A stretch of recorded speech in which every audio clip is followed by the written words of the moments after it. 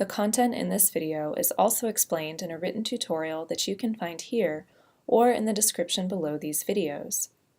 If you'd like to follow the text in this video, make sure you've turned on closed captioning.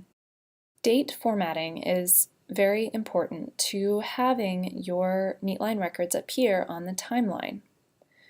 It can be very helpful to check formatting by clicking on these little blue question marks next to the start and end date text boxes to look at the specific formatting. If you're working in the Common Era CE or AD, all you need are 4 integers to represent the year. You can also represent specific months by including the year, a dash, and then the 2-digit month.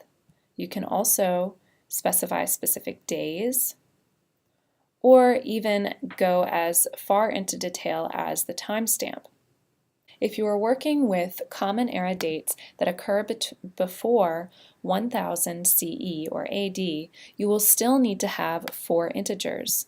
Simply add a 0 in front of the date for a 3-digit CE date to make sure that it will fit in the start date or end date box. BCE dates before Common Era or BC dates are slightly more complicated. We must be sure if we are adding a BCE date to include a negative sign and 6 integers. So if the year is, in this case, 1564 BCE, we would need to write 1563. Now, why is this slight differentiation in BCE dates?